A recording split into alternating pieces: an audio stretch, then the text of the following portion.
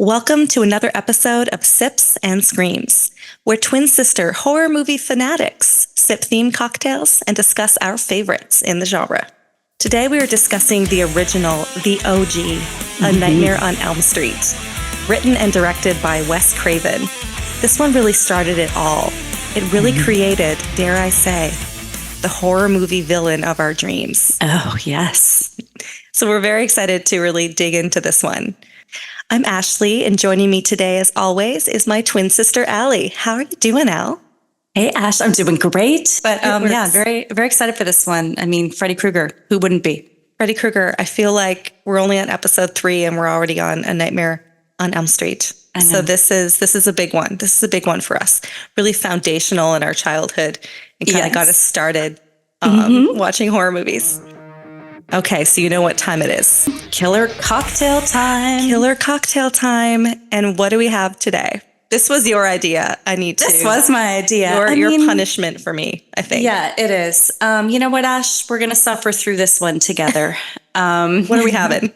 Today, we've got, since it's Nightmare on Elm Street, since this is about trying to stay awake and, not get killed by Freddy Krueger. Right.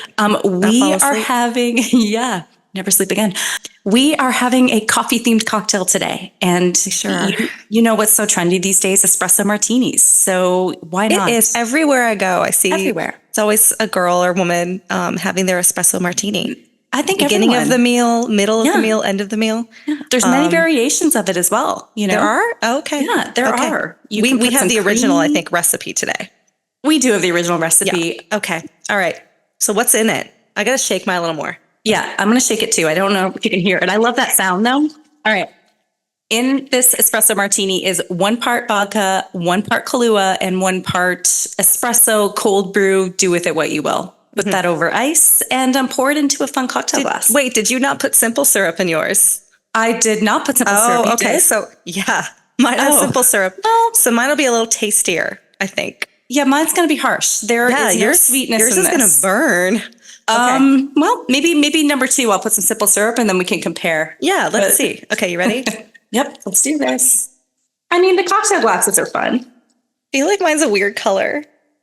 What did I do? Can I see this? Why does mine look like this?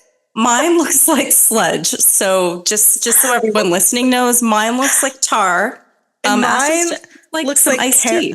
Like caramel, like butterbeer. Okay. Yeah. So I think I might have messed up the proportions, but let's do it. All cheers. Right, first sip. Cheers. Killer cocktail number 1. Oh,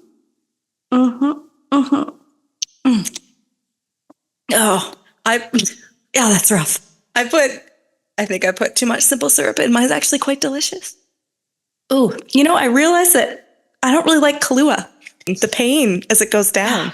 Yeah, mine's okay. Mine's a little sweet. The burning of the throat, though? Yeah. I think it makes sense, right? Who else was burned? Ash. Freddy Krueger. So I can withstand a little bit while we dig in. This is for our anti-hero, Freddy. That's right. Okay, so next we have Sips and Synopsis. As always, Al, you do such a good job, really kind of giving us the plot of the movie. So why don't you go ahead and tell us about A Nightmare on Elm Street? Okay, very obviously excited about this one. We're going way back. We're going back 40 years. I can't believe it's been 40 years. 40 years. Jeez. The year is 1984. This movie was not only directed by Wes Craven, but written by Wes Craven as well, which I think anyone who's into horror movies know he's kind of the originator. I mean, he's the king really of horror movies.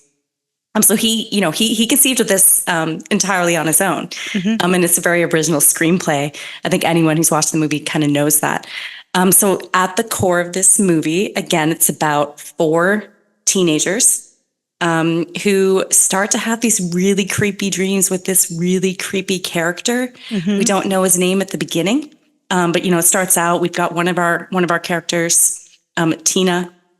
Her boyfriend Rod. Oh no, Tina. Tina. Tina doesn't have a very good time in this movie. No. And then their friends Nancy and Glenn. A little tidbit of information on Glenn. Glenn was played by Johnny Depp. Yes. a very young. Did we know that? I don't think we knew that when we were younger. Think so, but now looking back, it's really cool. And it was his very first feature film. Was it? Actually, yeah, his very first one. Yeah, so it's kind of fun to see him that young. But yes, you have these 4 teenagers. The movie starts out, Tina, our blonde-haired teenager. And you're going to love this, Ash. What's happening? She's running in her negligee. Again, another horror movie trope. We have Tina running. She ends up in a boiler room. And it's like the smoke, the fog, the steam. And she sees that, she hears obviously the scraping, and she sees this really creepy character. Yeah. This burned man in a red and green sweatshirt, raggedy, dirty sweatshirt, and a black fedora. And we're dressed for the occasion today. We are trying to recreate it. Yes. We're Christmas / Freddy Krueger. Exactly. I have green. Allie has red. Yes. So we're really trying to channel our inner Freddy Krueger. So she sees this guy, and he manages to actually cut her. So she wakes up from her dream, and her negligee, if you will, is slashed.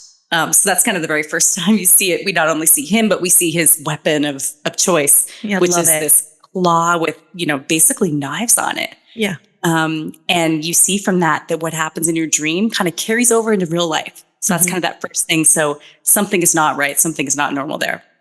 Yeah. So, we'll fast forward to one of the iconic scenes, I guess. It's the children all getting together to party again. I think another 80s slasher trope. No right? parents to be seen. No parents. Hanging out. And they start talking. They realize that they've all had this similar dream with this similar creepy character. Again, they don't know his name yet. Don't know it yet. Yeah. That reveal is great. It's such a Talk about that later. I know. So they're hanging out. That Rod character, who's Tina's, I guess, boyfriend, arrives. They go to the bedroom. Obviously, he's very aggressive. He's very aggressive. The switchblade. He arrives and he's kind of threatening with the switchblade, which is kind of crazy. Yeah. They go off, and obviously it's an 80s slasher. So there's a random sex scene. It's really vocal and loud. And then they fall asleep, and this is when Tina meets her demise. So she's the first of the 4 to be killed by Freddy Krueger. What a scene, though! It is horrific. That is so good. It's so good, and I think at the time, right, the effects are so amazing because he just wakes up. Rod wakes up, and next to him is his girlfriend. And she's being just dragged around the ceiling, just blood everywhere, just being like slashed by this imaginary fake, creation. And so Nancy and Glenn are also at this party. So they come in, they see Tina's obviously been murdered. The first assumption is that Rod did it. He had the switchblade. He did have the switchblade. Exactly. Oh, that's a really good point. Yes. They alluded to that at the beginning. He escapes. He runs away. He doesn't want to, he figures they're going to pin it on him. Yeah. So he goes basically into hiding. He didn't try to wake her up. He just watching this happen. He watched it. Yeah. Dude. She was on the ceiling. What's he going to do? I don't know. Get in there. He should have got in there. Yeah. I don't know. It was strange. He wasn't very heroic. Yeah. And I'm excited. Well, the men in this movie aren't very heroic. They're not. I think if we're going to talk about Final Girl, right? It's really a lot of those younger women who are the big heroes in this movie. But yeah, so he, let's go ahead to the next day. Rod eventually gets caught by the police. He's in jail. He eventually dies in that jail, again, by Freddy Krueger. And then at this point, they're at the funeral, and the parents are realizing that something is wrong with their daughter, with Nancy, right? Because she's describing these dreams that she's having. And so again, the parents never really believe the children in some of these old movies. They're at this point, these children are 16, not even children anymore. They're like, go to sleep, you're fine. Right. They're like, your friend just died, it's fine. It's fine, go to school. Yeah, go to school. There's like a mass murder on the loose, but it's okay. Cool. Yeah. You're crazy. Yeah. And I think, one of the scenes, we obviously see a lot of the scenes where Nancy's having dreams. One of them that's so great is the one in the school. So after Tina dies, right? She's now in these dreams. She's being like carried around in a body bag by an imaginary person. And you also see Nancy go to the boiler room. Yeah. And I think one of the cool scenes at the beginning too is Nancy figures out how to wake herself up, how to get out of there. Yeah. So in the boiler room, she she burns herself on the steaming hot pipe, and she's able to wake herself up in the classroom. And so I think, that's kind of cool. You see that, again, stuff that's happening in the dreams is happening in real life. Nancy's a smart cookie. She is. She's so smart. And I mean, we'll talk about everything that she does throughout the movie, and especially at the end. But she's incredible. Heather Langenkamp love her. Nancy. I know. I love her too. I feel like she started a trend of like the gray streak in the hair. Oh, yeah. Right? Like just so cool. Which comes up. So let's go to that scene. So obviously the parents don't believe them, and they're like, you need sleep. So Nancy's mom, who let's just say it is definitely an alcoholic. She likes her gin. Is it gin or vodka? It's gin. Yeah. It's gin. That was our second choice. Oh, was a gin martini. It was. I'm like, did we choose right or wrong? I don't know. Well, mine is barely an espresso martini. So, it's very sweet. Mine's got a kick. But in any case, Nancy's mom takes her to a sleep clinic. Yes. Would love to hear your thoughts on that maybe a little later. I have some thoughts on that I will share. Yes, I'm very excited to hear about that. For those of you who don't know. I may have some experience in the area. We may have an expert here on sleep research. And so, again, they're watching her. She dreams. Has a nightmare, actually. And they see it happening. And then they are able to wake her up. Or she wakes up, I think, on her own. But what we find out during that, too, is she wakes up. And what does she have? Ash, what does she have when she wakes up? She has the fedora. The fedora. The Freddy Krueger fedora. Exactly. Which, such a fashion icon of the 80s. Yeah. And, even today, like you see that in the red and green, it's very iconic. So I thought you were going to wear one, Ash. I thought we'd see you. I think I used to have one, but I couldn't find it. But I know I should have brought it out for the occasion. So Nancy, is taken to the sleep clinic. It doesn't help. The mom thinks the best thing to do now is just basically barricade her in the room. In her house, right? So there's just bars everywhere. So she comes home. What was that? I know. And she devises a plan though. She figures out what his name is from the name inside the hat, Fred Krueger. She finds out actually, which I think, obviously this is a big plot point of the movie, that her mom actually knows who this person is, who Freddy Krueger is, right? And so we find out that it's a child murderer from back in the day. He was murdering kids, on Elm Street and beyond in the neighborhood. Yeah. And we actually find out that Nancy's mom even has the claws in the basement. So she's like her own like boiler room. I know. In the basement, she drags her down. Why did she have the claws? I don't know. She went back and got it from the fire, I think. I guess it's creepy. But those are downstairs. So so Nancy, she figured out a way. She's gonna get Freddy Krueger. Yeah. So she realizes that she's gonna bring him out from her dream.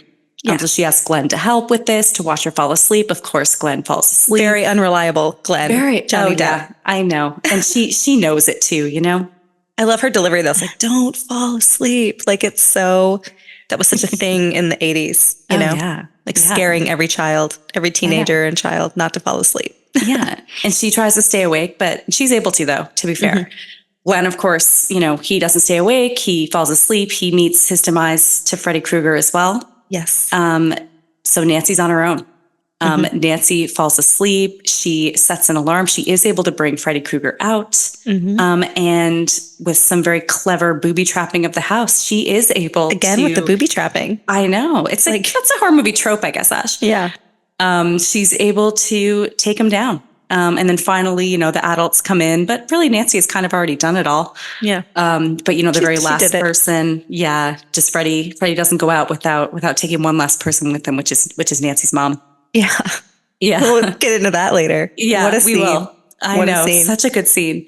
But she's able to save herself. She's able to beat Freddie. Yeah. All right. And we will also talk about some of the alternate endings later. Because there's a little bit of a bait and switch happening. I know. I'm very excited for the alternate endings. Does she win? Really? Does she?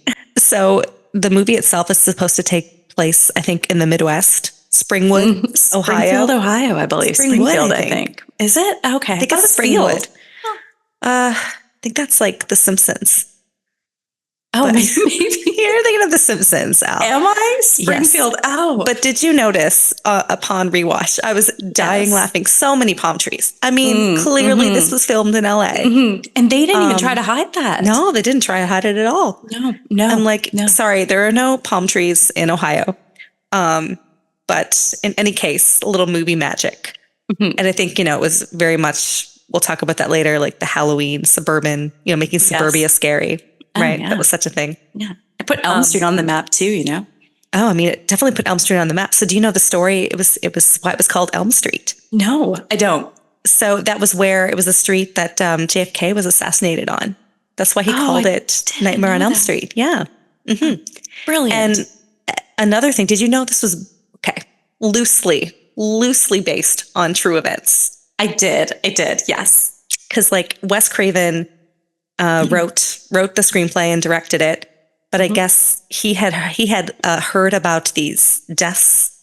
There was this kid, a teenager, who was just complaining of this monster in his sleep. And his family was the same thing. Like, you just got to sleep. And the kid was staying up and drinking coffee for days on end. So he actually died in his sleep one night. And the autopsy was very inconclusive because he didn't have a heart attack. Like, they couldn't find anything wrong. And he literally succumbed to his death in a nightmare, basically. So that was one of the events. And the other one was he had to think of the villain. So I guess Wes Craven was like, okay, that's kind of a cool concept. I'll work that into the movie. And the other one was who is the villain going to be? And I guess he saw this homeless man walking, right? Do you know this? Yeah. I do. Yeah. Walking down the alleyway. And he was really creepy. And I guess he looked just like Freddy Krueger. He had the hat. He had the fedora. The fedora, the sweater and everything. And he was staring at him, but the man knew that he was staring at him and was staring right back. So I guess that really stuck in his mind. And he's like, that would be a good villain. And that spawned Freddy Krueger. Yeah. Do you know why it's a red and green shirt? I do not know why. Yeah. So I guess like scientifically, that red and green is one of the creepiest color combinations to people. And so he also chose red and green on purpose as well. So why red and green? Because red and green is like Christmas as well. I know, but I think it's like the color. It's not that same green, right? It's kind of that dirty, ratty. And, I mean, we're kind of emulated it. We are. Like if you're listening, you can't see this, but we have red and green. We do together. And do you know why it was called Freddy? Yes. Wait. Yeah. Was it a high school bully or something? Yes. Yeah. It was a bully, I guess. And so this was Wes Craven's homage to his high school bully. He called I love that. Yeah, me too. I love it too. And he's so successful and he just made this crazy villain, named him after his high school bully. Yeah. Very cool. What a legacy to leave. Yes. Okay. So we are moving on to Screamometer. I love it. Yeah. I love it. Where we discuss our ratings of this movie. So what do you give this one, Al? Yeah, I'm very excited to hear what you're going to give it, Ash, since you've already kind of reached almost the max. Hey, you know what? Yeah. It's a new day. It's a new day. It is. And half points count. I'm going to take your suggestion on that. And I'm going to give this one an 8.5 out of 10. So my highest rating so far, but 8.5 out of 10 for me. Yeah. It's so funny because we really diverge on our ratings because I'm giving this a 7. A 7? A 7. Ash, it's in terms of scares. It is classic. I love this movie. Oh. I think as a kid, like it was really scary. I think it's a brilliant movie. I think it's a wonderful like screenplay. In terms of scares, I'm giving it a 7. I wasn't scared upon rewatch. I just thought it was interesting and great and really, really influential, I think, for many, many other horror movies. So I'm giving it a 7. You thought 8.5. Okay. 8.5. Yeah. I think if we're overall movies, right? And I think Freddy Krueger is so iconic. Yeah. That some of the scares in it were just really iconic at the time as well. And we're talking 1984, Ash. I know they can't do some of the effects that they do now, but had like one special effect at the end, which was hilarious. We got to talk about that later. Yeah, that was great. Translucent. 8.5. It's brilliant. I think I honestly didn't think I'd like it as much as I did on rewatch. You're like, wait, was I kind of like with just a kid watching? And but no, it's great. It still holds up for me. Still one of my favorites. It was so low budget. Right? I know. Wasn't it like $1 million or something? I think so. Maybe even less than that. So this came out in 1984. So where were we when we saw it? Because we clearly were together. We were children. Yeah, children. Obviously, we didn't see it in 1984. No. We were a little too young, to be watching TV. I think I was trying to remember, I'm bringing it back. I believe, and correct me if you remember this more than I do. I know it. Watched, so I'm interested to hear your memory. I'm pretty sure this is my memory of it. Okay. We had seen the other ones first. We had seen Halloween, Friday the 13th first. This is one of our last one of those originals to see. And I'm pretty sure like our cousin brought over a VHS of it. Our cousin Robin. Yes, our cousin Robin. Our cousin. Wait, I love that this is true. This is what I literally have it written down. I'm like, we had a sleepover and our cousin Robin brought it over and was like, because she knew we liked horror movies. Yeah. And we had a sleepover and we watched this movie, I think in the basement. Just such a fun night and really got us into the whole A Nightmare on Elm Street series, right? So many sequels, so much fun. So yeah, that's where we saw it. Yeah. And as children, pretty traumatizing because, like you're more prone to nightmares and night terrors when you're a child. So it definitely scared me, going to sleep. So thanks again for that. Okay. So we are moving on to Sip and Tell, where we discuss our personal experiences related to the movie, related to A Nightmare on Elm Street. And I have a few. So I'm very excited to hear it. Do you have, why don't you go first? Do you have any experiences kind of related to the content of this movie? Well, I think one of the big ones, it's not necessarily content to the movie, but, our lead character, Robert Englund played Freddy Krueger in this.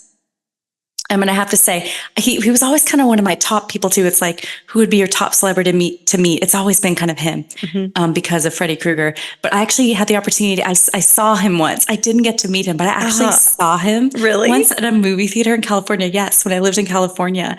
And so I was waiting to go into the movie theater. It was at the Fashion Island movie theater. Oh, yeah. And I was waiting. We were at the bar getting a drink before the movie. Some other horror movie started probably. My husband and I look out and I see him. He was walking with his wife. Oh my God, love that. And I was in the back of my mind, I was like, wait, that's Robert Englund, right? Yeah, that's Freddy. And I see him walk by and then I kind of just let it go. And then once I realized it was kind of too late. He was already gone. Yeah. Were people going up to him? I didn't see anyone go up to him. I think he was kind of a regular at this area, so they weren't. But how exciting to see him in real life. That's so cool. That's so cool. And he's very recognizable, even though he wore the mask of some of the later movies. He started as himself. Right? I think you recognize him. I love that. Okay, so I have some doozies for this one. Thinking back, and it's no secret that you and I are both obsessed with horror. We have been horror movies since we were children. And when we were in elementary school, one of the things that we were really, obsessed with was the R.L. Stine books, Fear Street and all of that. And literally I think it was grade six. And we were so obsessed. We started a library of these R.L. Stine books and we would share them around. And these books are made for kids, but they are so gory. They're violent. It's about stabbings and death and all these things. But we loved it. We would read those cover to cover. Remember, we used to read them cover to cover in 90 minutes. Those were the only books I would read, I feel. I'm not a big reader, but have I read all the R.L. Stine books? Pretty much. Yeah. So the reason I'm bringing this up is because I was also a writer in elementary. We had to do, these stories. And I would write what write what you're interested in. So I would write these very violent, very graphic, horror short stories. And, they were well written, very, descriptive and all of that kind of inspired by these R.L. Stine books and all the horror movies that I, would watch. But I was banned from doing so much so because they were so disturbing to the teacher that the teacher, I think she called our parents or something and they were like, listen, this is what your daughter's writing. It's good writing, but it's a bit much. It's a bit, too violent. Yeah. So something's wrong with her. Yeah. So they had a rule. I actually changed the rule in our class. They said you can no longer write fiction. You can no longer write fiction. That was because of that? That was me. It was me. Yes. Oh, wow. They said you can only write true stories. Now, the little precocious, 10 or 11-year-old that I was found a loophole. I found a loophole in this.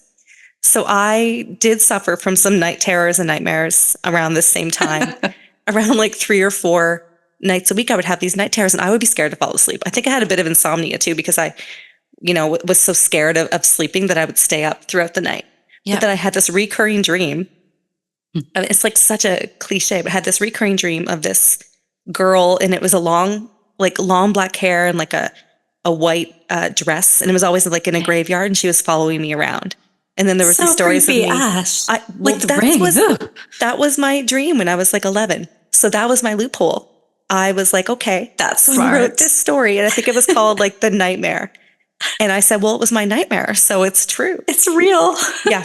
And what that did was the my teacher loophole. say? I don't know. I think she graded it. Yeah. What was her name? Well, I think it was like a substitute, like Mrs. Lima or something. And I apologize for making you read these like horrific things, but it was what I was into at the time. And you were experiencing it at night. You're like, you know what? Cheers to that, because that's some smart thinking. Just like Nancy, Ash, you had a little Nancy in you. I did. Mm-hmm. And then one other experience that I have. So I'm a sleep researcher. This is like what I do. And so my first job out of undergrad, I was one of those people that I worked in the sleep clinic. So I was one of those people that hooked patients up to the electrodes. So I have some critiques of that later, because like, it was a little movie magic. That's what you were critiquing. It's like this horror movie, and you're like, they hooked those electrodes up incorrectly. They hooked them up incorrectly. They didn't have enough, and then they read the output wrong. Did they? They read the output wrong. They're like, she's going into deep sleep. I'm like, that's not deep sleep. Like the waves were incorrect. Anyway, that was my critique. Wes Craven. That was incorrect. I don't know. Maybe in 1984. They didn't have the electrodes on the eyes, which you need to know when they're going into REM, because your eyes are going like this. But even before REM, before REM, you have slow wave sleep. So you have these like slow waves with high amplitudes, right? Okay. And they should have showed that so that we knew she was going into REM. I think the movie, it really took away from the movie. We didn't get to see those slow wave REM sleep. You know what? For me and my fellow sleep researchers, we would have been like, hey, she's not actually. You guys should talk about that in like a sleep research class. We should. Well, it was the old school. Like now that you do it on the computer. But back then you did it on like paper, so you could actually see the needles moving. Mm-hmm. I'm learning a lot here. Yeah, listeners. I mean, the sleep clinic. It was still really interesting, but it left a little something to be desired in terms of the scientific accuracy of the actual hooking up of Nancy to the electrodes. So, any other personal experiences related to this? Yeah, I was thinking about this too. I mean, you used to have night terrors, but I would also did some weird things in my sleep. So I used to sleepwalk as a child. You did? Like so crazy. I mean, I haven't sleepwalked since I was probably 10 years old, but I used to sleepwalk. So I would get up out of bed, and then I remember like, I know it was so weird. We did have bunk beds. So I would like climb on down. Mm-hmm. You would hear me going, I guess. Why were you on top? Like, why were you on the top? Yeah. And I was the one that would sleepwalk. And I would climb. I'd climb down. Climb on down. Yeah. And then the two things I would do is I would empty out our dresser drawers for some reason. This was something I did in my sleep. And then I always like that movie with Will Ferrell, Step Brothers. You were kind of like that. That kind of rang true for me, because I'm like, she used to do that. Yeah, my sister used to do that. Mm-hmm. And you don't know why you're doing it. You're just like doing it. And then I would always like search for a light. You don't remember doing it though. No, I don't. No. But when I would get woken up, you're like, it was so weird. Yeah. And one night I woke up and I was in the basement. I made my way to the basement, and I'm like down there, I guess, like roaming around. And I don't know, Mom found me maybe because they heard someone they thought someone was breaking in, but it was just like it's just their daughter like in the basement, like asleep. But like your eyes are open when you're sleepwalking. Yeah. Oh, I remember seeing you. It was very weird. And we had to you're not supposed to wake them. The person that's sleepwalking. You were on the other side. I was. You're supposed to gently put them back in bed, which I did a few times. Did I wake up? But I remember the one time in the basement, I remember waking up. And so like, how scary. I mean, I wasn't like, was I dreaming of someone like Freddie? Do I just not remember it? Maybe. And I was like, I don't know. Maybe he led you into the basement. Maybe he did. Maybe the boiler room, if you will. The boiler room. We had a furnace down there. Maybe I was trying to just recreate that. But luckily I grew out of that. And luckily you didn't have to sleepwalk out. I don't, Ash. If I wake up in my basement someday, I'll let you know. Okay. Sounds good. Okay. It's time for the next one. I made mine less sweet. Okay, good. Yeah, let me know what you think. Honestly, because mine tasted like a frappuccino. Like it wasn't even, It's not bad. It's, you know what? It's growing on me. So for those of you who... It's still like a weird color. What kind of coffee do you use, Josh? I didn't have, I just used regular coffee. So maybe that's why. What are you using? It's like a cold brew concentrate. Okay, we are going to move on to Sips and Scares, where we discuss our favorite scary parts of the movie. Yes. What's your number one? Yeah, there's a few. Number one for me at the end and I'm curious if this is yours, and when she first wakes up from the dream, she went in to get him. She's like, I'm going to bring him back out. She wakes up, her alarm was off. She wakes up and she's looking around. She's like, it didn't work. Oh, but okay. It did work. It did work. And he was behind the bed and he jumps up from behind the bed. Jumps out. That was like a pretty good jump scare. No, that was scary. Yeah. No, that was really scary. I think the number one scare is for me. I really liked when Glenn fell into the bed. That's your number one scare? I thought I'm just like, that's so good. And then the blood just like, you don't see anything, right? Because a lot of this movie, you don't see Freddy actually killing them. Right. Unlike some of the sequels. But he falls into the bed and then you just see the blood like go up. I thought that was good. I thought that was so good. Did you know how that was done and like kind of the story behind that one? I don't know. It was very like The Shining for me. Yeah. I'm like, how did they do that? No, and so Wes Craven's talked about that. So that was an homage to The Shining. So the blood, it was to the blood pouring out of the elevator in The Shining. That scene with the insane amount of blood, right? It was crazy. So much blood. Like you wouldn't even have that much blood in your body. It just came shooting out. We have like 5 liters. Like a lot came out. Just was dripping through the ceiling. Yeah. The cops going in and out and they're like, I can't look at that. Although I thought they'd be a little more disturbed. You don't see his body. He's in the dream world. Yeah. So he just gets sucked into that dream world, but his blood stays, I guess. Well, you don't even know if it's his blood, it's not but funny. They allude to the fact that it is. Oh, yeah. Maybe it's like the blood of multiple people. But I guess they filmed it. They filmed it like in an upside down room. That's how they did it. Okay. And then the blood's like, so it wasn't actually, going this way, but it was actually coming down and they just filmed it upside down. Yeah. But yeah, that was a good scene. Not super scary for me, but a good scene.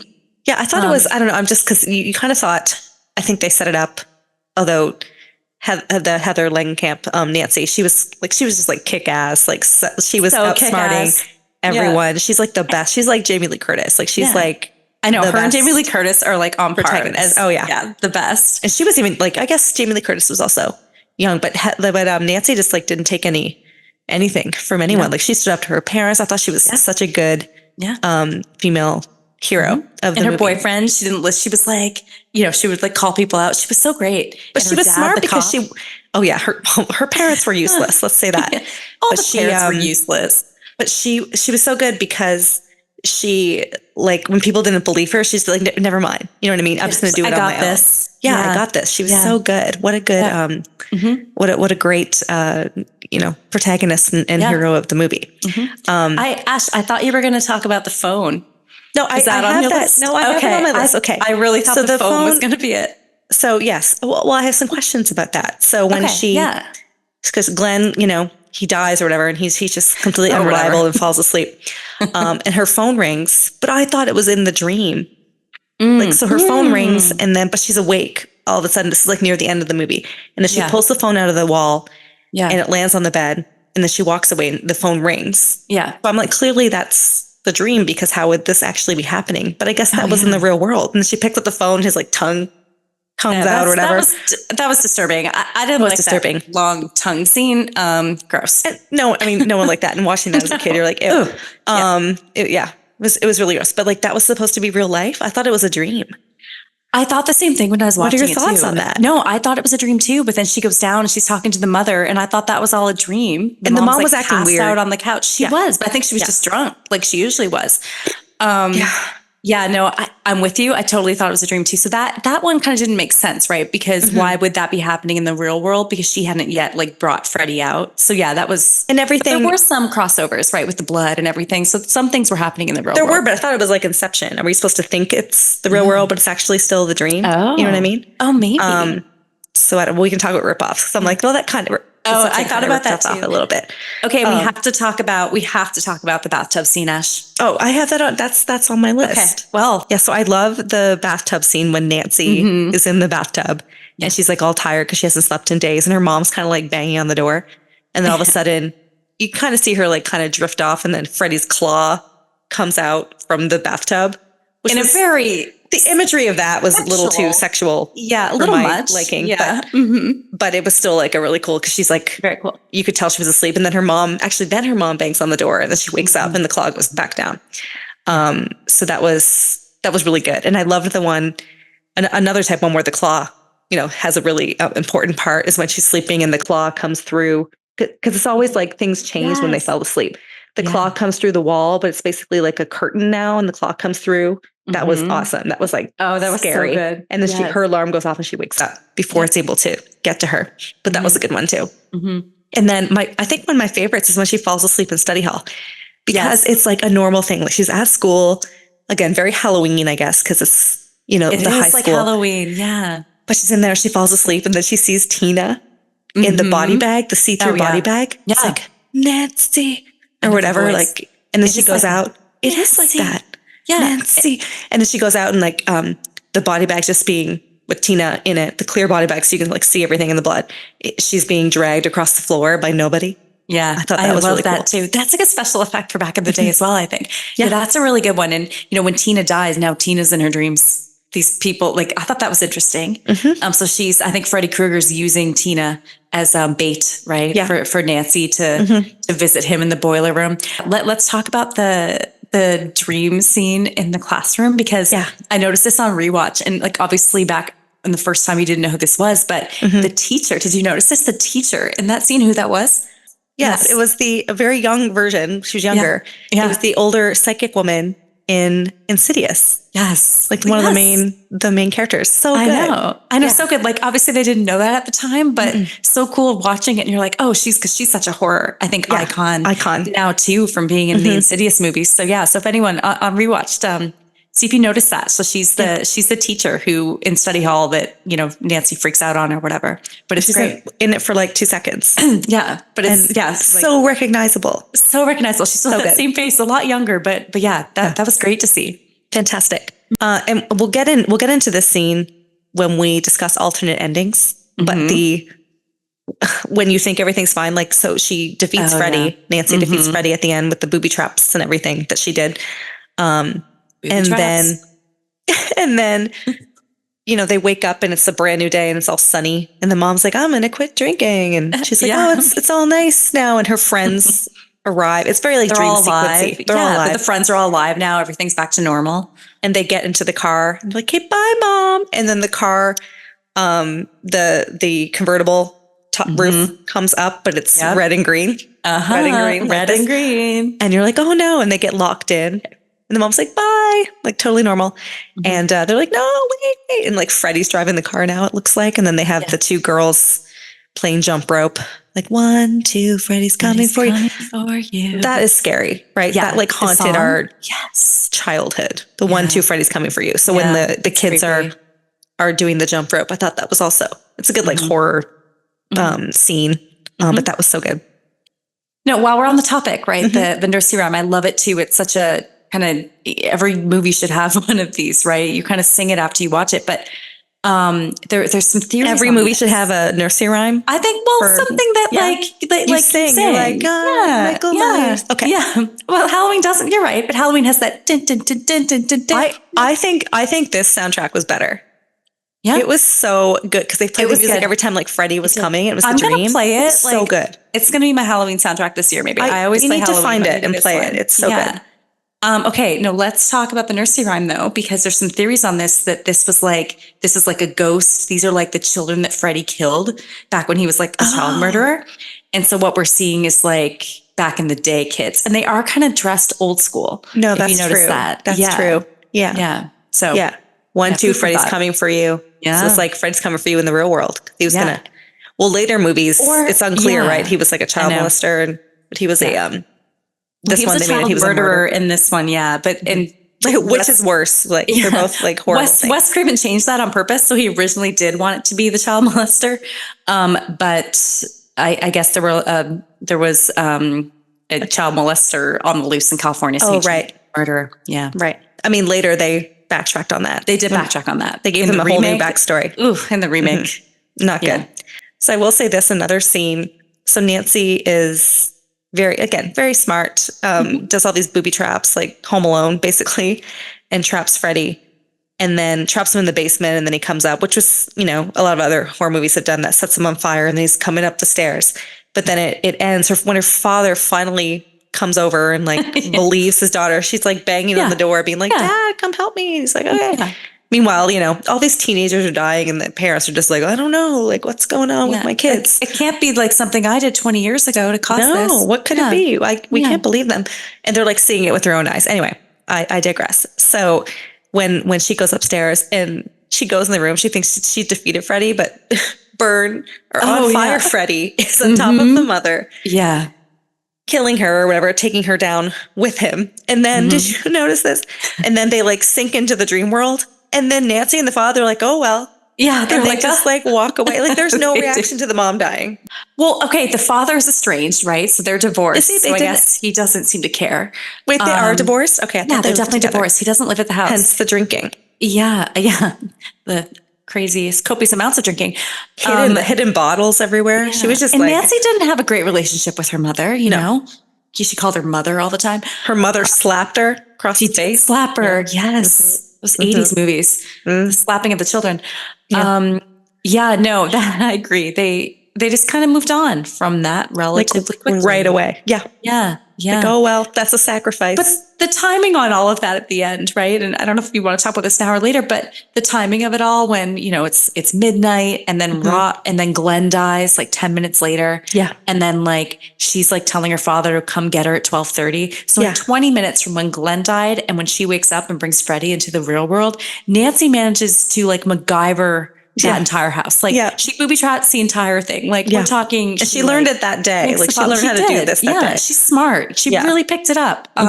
She did. She did that quickly and then managed to go into her dream and bring Freddie out in 20 minutes. 20 minutes. So she was very confident. It was better than Kevin McAllister in Home Alone, I mean, she was like a pro. She read that book. She was. Yeah, she was smart. I think another thing too, like the parents, I mean, this is a trope or whatever, and we'll talk about that later. They're just never around. But also, like, 2 kids had died at this point. Well, the third, if you talk about, like, Johnny Depp's character, Tina, and then the kid in the Rod in the cell. And the parents are just still like, oh, well, like the mom's just sleeping, like staying up till midnight, going to sleep with her, like, bottle of gin, like clutching it in her bed. And Glenn's parents take the phone off the hook. They're like, no, he's going to get some sleep tonight. There's a mass murder on the loose. And they think she's the bad influence, right? Yeah. She's like the girl next door, but the girl from the wrong side of the tracks or whatever. Yeah. I thought Tina's death was scary because it was pretty early on in the movie. It was good. And where she's like dragged up the side of the wall and on the ceiling. That was great. Like for 1984, that was awesome. Very Exorcist, actually. Yes. I think there were some, even when they took Nancy to the sleep clinic, I thought that was kind of exorcisty. Yeah, definitely. Yeah, 100%. Yeah. Okay, now it's time for rip-offs. Okay, so what did A Nightmare on Elm Street rip off and what ripped off it? We've covered some of this ground already. Yeah. But what do you think? Did this movie rip anything off? It was 1984. So what did it? What it rip off? I mean, Halloween came out before it, right? So I think it ripped off a lot of those things from Halloween with the teenagers, the drinking, small town. Exactly. Yeah. And maybe it didn't rip it off necessarily, but inspired by it. But definitely Wes Craven seemed to be inspired by John Carpenter. Yeah. So I think that, and Friday the 13th too. Yeah, I definitely agree. Halloween, especially the high school part of it. Yeah. This normal thing that they made seem scary. So like Halloween, it was Michael Myers in the background outside the school. And this, like Freddy was in your dreams, like falling asleep in study hall. That was pretty cool. And Friday the 13th. Yeah. It's always the sex crazed teenagers. And they die, right? The ones that, I mean, the best scene, right? One of the best things that ripped off was Scream. Like literally scene for scene. When Glenn comes up to the window and he enters Nancy's room. Like it was like a scene for scene rip off for Scream when Neve Campbell's character, right? Yeah. She opens I thought the door. that too. And she's in her pajamas and Nancy was in her pajamas. Yeah. But but Wes Craven directed Scream, right? So I think I think there were a lot of it though in Scream was playing an homage to those older movies. Like the names of the characters were similar. Yeah.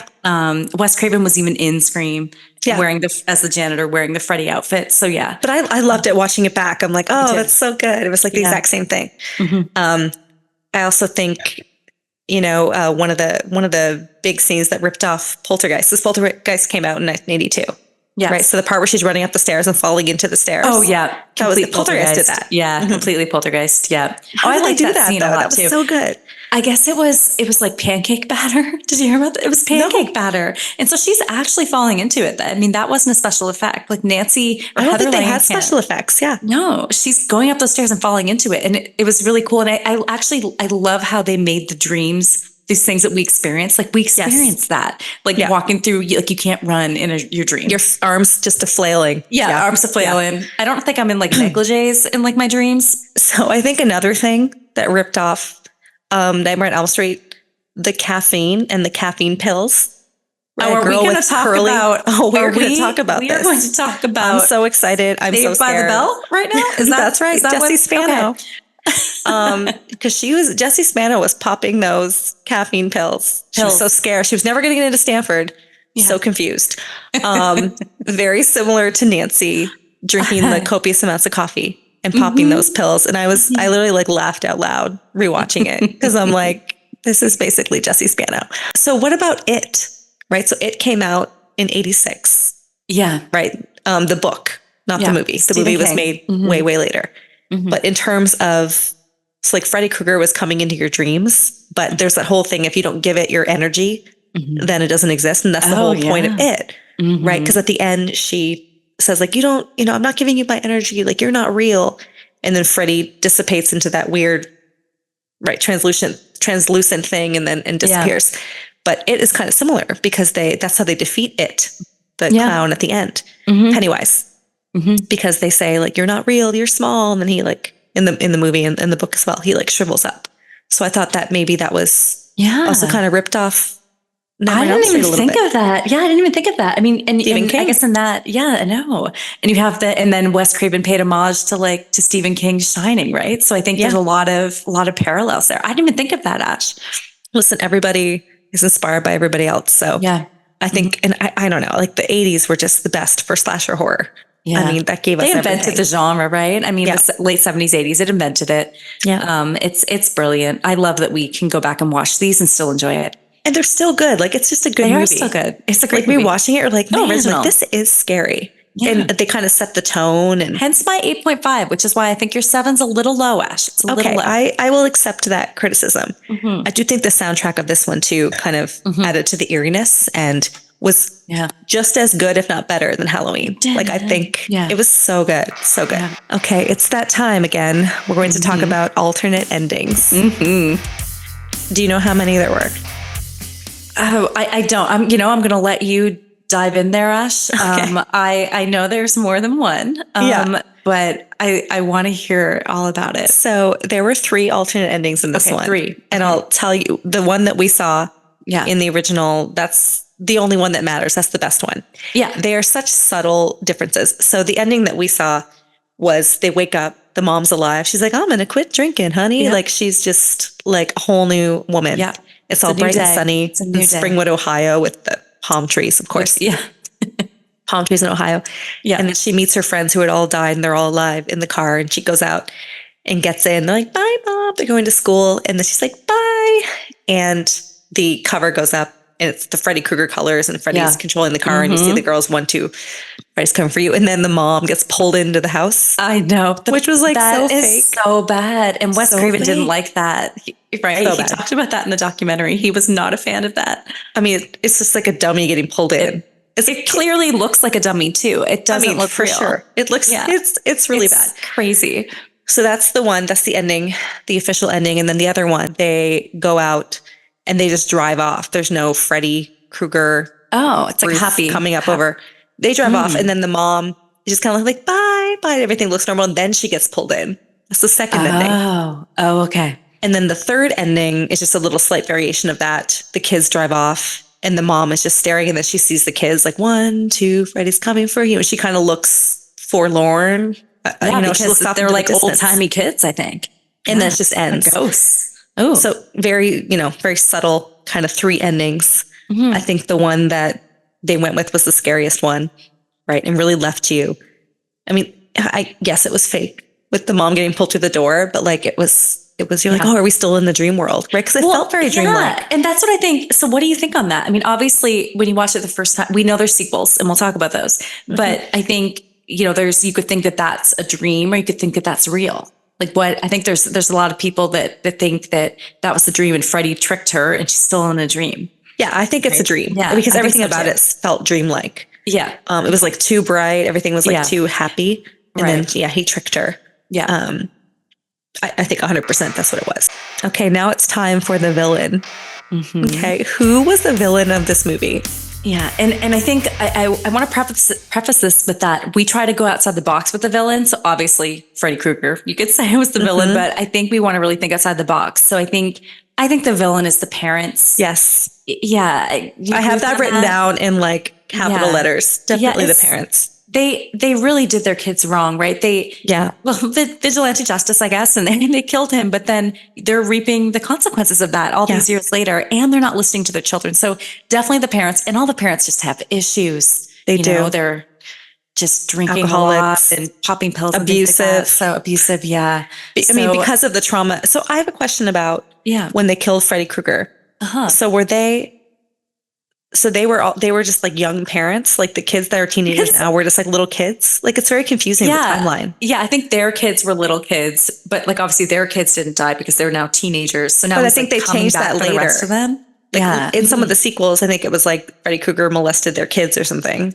Okay. Or them. Like the timeline's unclear. So like they were just young parents with kids. You're right. And he was killing other kids. But like how come they didn't know about it? Like, so the kids didn't know about it? It just doesn't really make sense.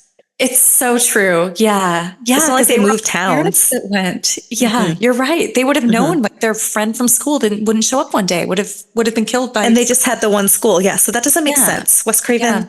Yeah. That's a plot hole for sure. It would have made more sense if he was like the child molester and they killed him, but the kids like repressed that trauma. Yeah. Because if they're murdering them, they would know that their kid was murdered. They would have known the name, right? It would have been in the news and when they were younger. And you're totally right. Yeah. The parents take it into, Plot hole. Plot hole, Nightmare on Elm Street. We're uncovering some. Great script. Some plot holes. Yeah. A few plot holes. Yeah. I agree. I think the parents, they weren't around, right? And their kids were just like running wild. Yeah. Not around, no trust, real lack of trust between the parents and the kids and the parents. So they definitely were the villain. I mean, Freddy Krueger, I don't think they make him a sympathetic villain though. Because they do say he murdered children, and they really double down on that in some of the sequels. Like he was like a monster. Yeah. Whereas some of the other ones, like Halloween, they kind of make them a little sympathetic. Yeah. Even Jason, like Friday the 13th. Yeah. He just like hated these kids, so he was seeking revenge on the people that the parents. I guess they burned him alive, Ash. They burned him alive. They did. I mean, he killed a bunch of kids, apparently. He did, yeah. Allegedly. Right. They need to do a prequel on this one. In terms of, the parents were the villain, I agree. In terms of like iconic horror villains, where do you think Freddy stands in terms of, we have Freddy, we have Jason, we have Michael Myers. I like this question. Like, what do you think? Where does he stand? Yeah, you know that Michael Myers is my top, so he can't be. Michael Myers is the scariest. He's definitely the scariest. It's just 'cause he's like a real person too. I like my villains to be real people that it could actually happen. I like that, which is why we like The Stranger so much. I'd say he falls number 3 for me. So Michael Myers, Jason, then Freddy. I think Freddy Krueger was more comedic. Right. In the later years, though. Yeah. But I think like in the first one, not so much, right? He becomes campy later and they kind of change his character. And he's the only one that Robert Englund shines at that. Yeah. That's Robert Englund's getting a star on the Hollywood Walk of Fame. Oh, is he? Yes, okay. I didn't know that. Again, timely. We should go and be like, hey, we should. You're the best. I mean, I want to meet him. Yeah. He's kind of one of the top celebs for me. But you agree with like Michael Myers didn't speak. He did like the head tilt thing. You're right. Jason didn't speak. No. So Freddy actually is the only one that has dialogue. Chucky has a lot of dialogue. Oh, Chucky. Okay. Well, Chucky's not scary. I can't wait to do that one. Me too. I'm excited. That's a comedy. Come on. Yeah, I know. Chucky's like a little baby version of Freddy Krueger. It's just not scary. It's a little baby doll. Although, and Teddy Ruxpin, what was the little? We were kids. The little doll that looked like Chucky. Well, he was. I think. Yeah, he was inspired by that doll. Like that was creepy. So do you remember the Nightmare on Elm Street video game, the Nintendo video game? Yes. So good. And apparently, and love like the 2D versions. Like I don't really care 2D. for 3D. Like just give me like, Roger I'm Rabbit. not great at video games. Yeah. Like WWE, whatever. But this one, Mario Brothers original, like just, it's a jam. Yeah. But so the movie, apparently when they first made it, you played as Freddy. And like you had to murder all these teens, but apparently that was too traumatic. You're the and villain. Horrific. You're just going around murdering people. You were, but then they switched it. They switched it so that you're the teenager and you have to pick up Freddy's bones or something and put them in the incinerator. Like that was the remember plot. that. Yeah, I remember that. We have to find that and play it. Okay, so we're adding a new category called Sips and Simmering Questions. And this is a segment where we take listener questions where you can write in and let us know some of your questions about some of the movies that we will be discussing. Yeah. And we have a doozy. We have a great question from one of our listeners. Yeah. And I want to, shout out. So this is from the Pikel Myers show. It was very supportive. He's very supportive of us reviewing Nightmare on Elm Street. What's up? So I'm really, really excited. So thank you again for listening and thank you for the question. Yes. So this question, it's such a good one. How would you survive Freddy? So good. Yeah. I'm throwing that to you, Ash, to answer that one first. I'm very excited to hear, especially with your sleep research background, how would you survive? Yeah. What a good thought experiment. So I could do it. I could do it for several reasons. Okay. And the first is because you can induce lucid dreaming and you can learn how to control your dreams. And it's called lucid dreaming, where you're dreaming. And you can actually train yourself to use these techniques to wake yourself up. So one of the things that they do is you learn how to know when you're dreaming, and then you'll clench you kind of get your muscle activity going. Because when you're in REM, you actually are completely atonal. So you can't move because we don't want you to hurt yourself in your dreams, right? It's very evolutionary. You don't wake up and thrash around. Right. But there's this thing called lucid dreaming where you can actually train yourself to wake up. So you get your motor cortex going. So you can do something like this. Like, so you're dreaming, you can recognize when you're in a dream and you can train yourself to do that. And that wakes you up? So if you do this in your can dream, wake you up, wake you up. Okay. Or like flailing your arms around or blinking really excessively can actually get you out of REM and get you waking up. So that's what I would do. I would recognize that I was in a dream and I would do this. Or maybe that's why their arms were flailing. They're trying to. Maybe. They're trying to wake themselves up. I mean, you see them do that though. And even when Nancy's in the sleep clinic, right? She is flailing. Yeah. I mean, so you actually can't do that when you're in REM sleep. Like you can't move. You're in like a paralyzed state to protect yourself from injury. But you can train yourself how to do it if you know that you're dreaming. So that's what I would do. I would train on lucid dreaming. And when I saw Freddy coming towards me, maybe I'd bring him into the real world if I was really brave. I don't know. But I would train myself to wake myself up so I could actually get some sleep. Yeah. What about you? That's fascinating. Yeah, I'd like to think I was as brave as Nancy. I mean, that's brilliant, Ash. Thanks for the science lesson too. I think that's amazing. I'd love to think I was as brave as Nancy. I think reality, I'd probably turtle. But I'd like to think that, so I was thinking about this and I was like, what would I do? I think you're dreaming, right? And I know they do this in other sequels, but I would like teach yourself to fly, like give yourself like a new, like make yourself like fire or something and like jump on him. I think you have to like make yourself his kryptonite, right? And throw fire at him. So I think I would, you're dreaming, you have special skills. It's not the real world. So use them. So I would use them. And I'd have like a Glenn. Maybe not Glenn, but someone to wake me up. Yeah. You would fight and I would flight. Yeah. Or the opposite. Well, you're going to stay and fight. I'm going to get out of the dream. I'm out of there. I would fight, but like, would I? I don't know, Ash. I mean, I don't know. But I'd like to think that I would. Yeah. I think you would. Nancy. I think you would. So I'm going to go after him with some fire. Yeah. Okay. Because I'm going to learn how to avoid, but still get my sleep in, right? I'm going to still get my sleep in. Yeah. And wake myself up when it gets too scary. So thanks again to the Pikel Myers Show for the fantastic question. We hope you enjoy listening and keep those questions coming, listeners. Keep them coming. We want to hear from you. We're excited. So, so this is our third episode and we've launched our social media. And I will say that the horror movie community, film community and podcast community has been very supportive. And I wanted to shout out another just awesome, really funny, great horror movie podcast. So great. Horror Heads too. Horror Heads. These guys are amazing and definitely check them out. And they drink bourbon. They try different types of bourbon. So cheers to that. Cheers.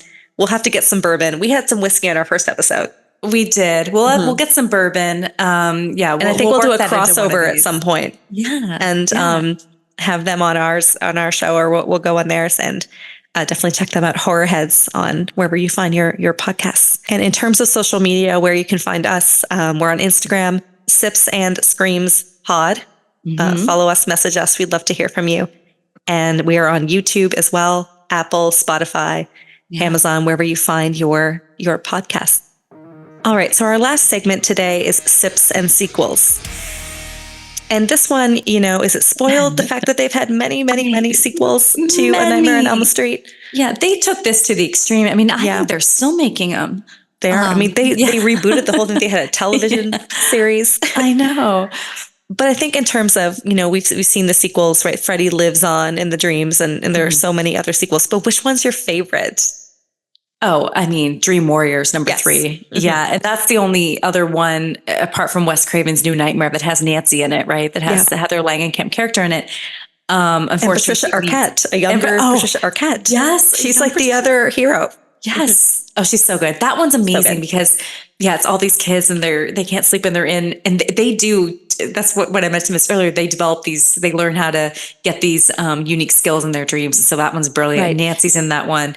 They become favorite. Dream warriors, if you will. Dream warriors, if you will. Yeah. The direct sequel to this, the second one, not a fan. No. That one does not work for me. Not but great. I think, it's not good. I think it would have been great if they had a direct sequel though from this one, like, the aftermath when Nancy's mom dies, and what happens there, because Dream Warriors is a few years later, Nancy's older. Yeah. So I think that would have been great, because I would have liked to have seen, again, the aftermath with that. They're all dead. They Nancy's were alive. They were like one and done. Yeah. Right. And even like Halloween had like Halloween 2, where it was like the night of.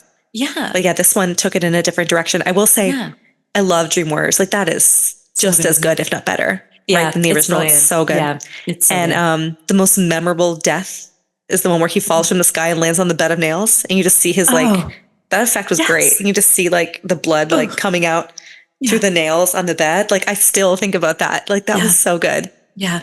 Just fantastic. So like, you don't even need to watch the second one. So if you're watching this for the first time, just go to the third. Yeah, watch Nightmare on Elm Street and then go to the third one, Dream Warriors, and you're good.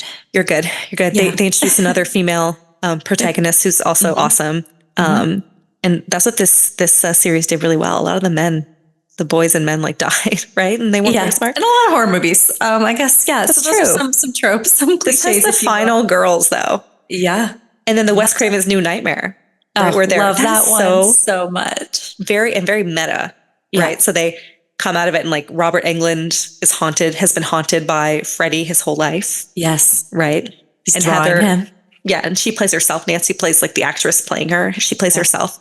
And there's a whole, dynamic there, but that one's brilliant as well. Oh, I loved it. And she gets the gray hair in that too. We didn't talk about this. So Nancy and that gray hair. So she develops the gray hair from stress, from these crazy dreams. And so they bring that back in, she still has it in the third one. And then they bring it back on Wes Craven's New Nightmare as well. So yeah, love that one. Okay, well, that's going to do it for Sips and Screams episode 3, A Nightmare on Elm Street. We've had so much fun discussing the movie, drinking our really questionable espresso martinis. Very awake now.